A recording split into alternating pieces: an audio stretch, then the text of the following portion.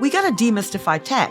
Tech isn't about purely a coding thing or purely marketing. There are so many exciting jobs in tech. When I grew up, by the way, my father was a tech entrepreneur and I would follow him around. And that's how I got my excitement about tech.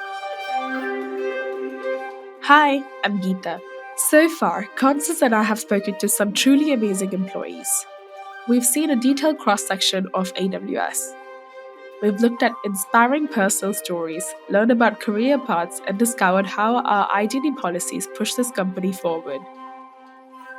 Affinity groups, mentors, community programs. There's so much worthwhile work going on in and outside our offices. There has also been some great advice on how to navigate a career in this industry. But there's somewhere we haven't been yet. I think it's time we went to the top. In today's episode, I want to discover what someone in a really senior position sees when they look at AWS. What does it take to get there? And what do they feel about identity at AWS? What's working and where can we make more progress? Welcome to Here at AWS.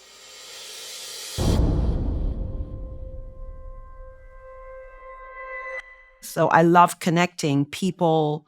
I love connecting concepts. I do it because I love problem solving, but I really want to help people. And for me, that's what brings me energy, is being with people and inspiring them and connecting them and enabling their journeys. That's Tanuja, Managing Director at Amazon Web Services, Europe, Middle East, and Africa. If you want to know where AWS is and where it is going, Tanuja is the best person to talk to. But she's also had an interesting personal journey. So first of all, I wanted to know how she made her way to AWS. So maybe a very quick, the 10-second version of my career. I was born and raised in India. I wanted to do my master's in the US. It was the big thing. You know, everyone wanted to go to the US and do their MBA. So that's what I did.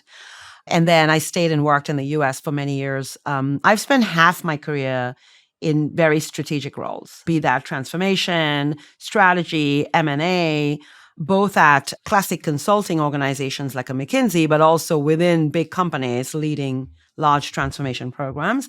And then I spent half my career actually doing the things you talk about when you write strategy, which is operating businesses, operating regions, divisions, startups. And if I close that out, I would say I've done that internationally, initially with McKinsey. I've spent about 10 years at McKinsey, working both in the US as well as here in London, and worked alongside tech companies actually most of my life, which is wonderful. And that's kind of where I got my tech bug, let's call it that.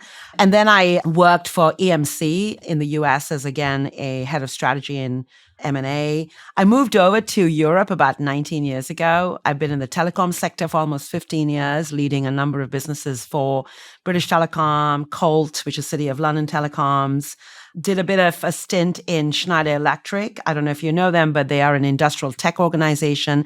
And I think that's the other angle. It's both international, but I've also moved sectors. So telecoms, tech, as well as Schneider Electric gave me a breadth of sort of sectors as well. And then most recently, I went back to McKinsey. I boomeranged back into McKinsey. And then I got the call from AWS. So why AWS? Well, look, initially, I must say, when I first got the call, I was at McKinsey and I really enjoyed what I was doing because I was working with big enterprises and businesses on helping them on their transformation journey, and really business transformation journey, which we know is, in fact, the thing we have to address. But every single time I did that with any business that I worked with, technology was always essential to helping them make that transformation journey.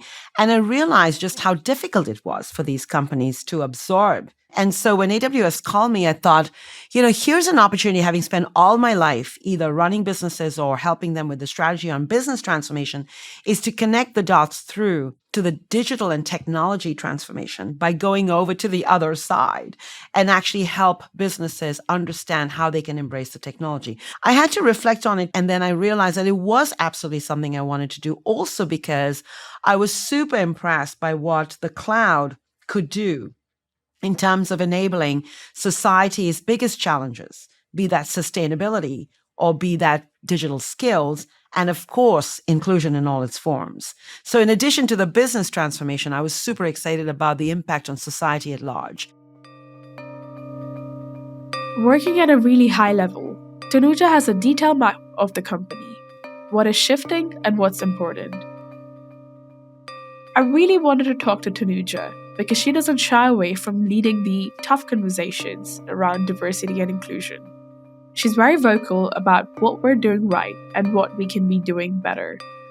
So if you look at the numbers broadly, and this is not about Amazon and AWS numbers, but broadly, if you look around us, what you tend to see is that you've got almost 50% plus gender diversity, let's take, at the beginning of the funnel. So when people come into the workforce, and if you look at our ECT, by the way, talent, I'm super excited. We've just brought in a next round actually of graduates, and there's 50% women in that, right? So you get this phenomenal group of women joining us at the front of their careers. But then what you tend to see is there is a leaky pipeline. And by the time you get to senior roles, broadly speaking, that number can go from 50 all the way down to 20. In some cases, even 10% in really, really senior executive roles. So what's super important for us to do is make sure that not only are we recruiting women in at the front, we're actually managing and helping them manage their career through the process. And sponsoring is really critical. We'll come on to this, I'm sure. But I think mentoring is fabulous, but it's super important for you not only to receive feedback as an individual and support and challenge, but also to have someone who actually creates opportunities for you and opens the doors, right? And I had that certainly in my career, by the way. I remember very specifically this person I used to work for at EMC, who then went on to become the CEO of Cult and brought me along with him to be his head of strategy and transformation, and then gave me my first P&L job. And I couldn't have done that without that level of sponsorship. So I think sponsoring is really critical to move people around the pipeline. And then it's really important that we are inspiring, providing education to our managers, because the frontline managers, back to your point, are really the people that make all the difference. Because right now, I will say to you that while we are doing much better today than we were, I don't think we're where we need to be in the tech industry at large in terms of having women at the most senior levels in organizations. And particularly, by the way, I would say in the technical side of things, only 1 in 3 graduates today are STEM graduates. That's a problem. Only 19% of ICT specialists in Europe are female. So we really have to inspire the generation in terms of coming into tech jobs.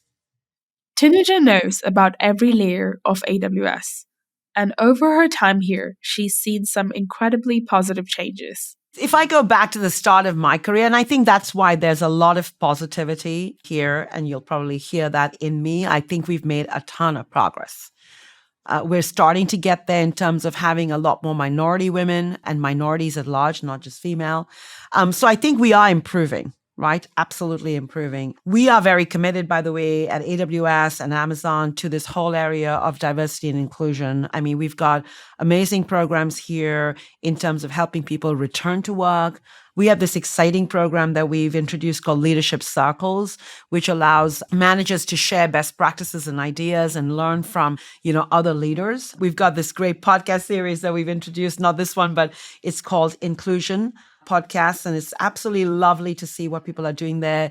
Coming back to the core of the question, what have I seen? When I started my journey, I was very much often the only woman in the room. I was one of very few female leaders at McKinsey in the early days. I remember being at EMC and the boardroom was all men. In fact, I have a funny story if I could share with you. It's probably one of the tips I would provide the women listening to this or the men listening to this, is I was in a boardroom at EMC, all men, all senior people. I was slightly more junior. I was working at McKinsey at that time. And the CEO asked a question of his team. He said, did any of you hear about this rumor of our competitors acquiring this business? And there was dull silence in the room, like none of them had done any research. I had done my research, right? And so I thought to myself, I said, good Lord, do I get up now and say something? I mean, I was feeling somewhat intimidated, right? And I said, I've got to speak up because I have the information that he needs. So I got up and there was silence in the room because all these men thought I was crazy to even speak up or get up in the boardroom, but I did. And I said, this is what was announced in the press today. And that's all I said. very fact-based, no opinions. And I sat down. And I remember the next day, Joe tapping me in the cafeteria and saying, you need to come work for me. So, that was my big break, just taking that opportunity. But it was very lonely. There were very few women around to be able to share with. Today, things have really progressed, right? On my management team, by the way, 50% are women, right? Which is amazing.